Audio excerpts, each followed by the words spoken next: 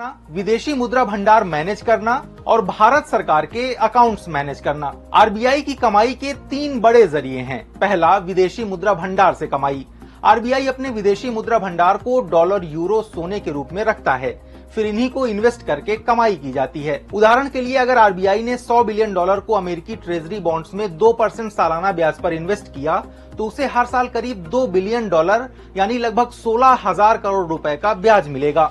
दूसरा, सरकारी बॉन्ड्स की खरीद फरोख्त से कमाई। आरबीआई सरकारी बॉन्ड्स यानी ट्रेजरी बिल और गवर्नमेंट सिक्योरिटीज में इन्वेस्ट करता है। जब सरकार इन बॉन्ड्स पर ब्याज देती है तो आरबीआई की कमाई होती है। उदाहरण के लिए अगर आरबीआई ने 10,000 करोड़ के सरकारी बॉन्ड्स में इन्वेस्ट किया और उन पर 6% ब्याज मिला तो आरबीआई को सालाना 600 करोड़ रुपए की इनकम होगी। तीसरा, बैंकों को लोन देकर ब्याज से कमाई। आरबीआई कमर्शियल बैंकों और अन्य फाइनेंशियल ऑर्गेनाइजेशन को लोन देता है। इस पर मिलने वाला ब्याज भी आरबीआई की इनकम का हिस्सा है। उदाहरण के लिए अगर आरबीआई ने स्टेट बैंक ऑफ इंडिया को 1,000 करोड़ रुपए का लोन 6.5% रेपो रेट पर दिया तो उसे सालाना 65 करोड़ रुपए का ब्याज मिलेगा। अब जानते हैं आरबीआई को कितना और कैसे प्रॉफिट हुआ जो केंद्र सरकार को 2.69 लाख करोड़ रुपए लाभांश बांट रहा है। इस पर आईडीएफसी फर्स्ट बैंक की चीफ इकोनॉमिस्ट गौरा सेन गुप्ता कहती हैं, आरबीआई ने अभी तक इनकम का ब्यौरा जारी नहीं किया, लेकिन आरबीआई की इनकम विदेशी मुद्रा लेन देन,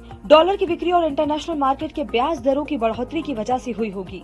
जनवरी 2025 में ट्रंप की नीतियों की वजह से डॉलर की वैल्यू गिर गई, जिससे आरबीआई ने खरीद बढ़ा दी।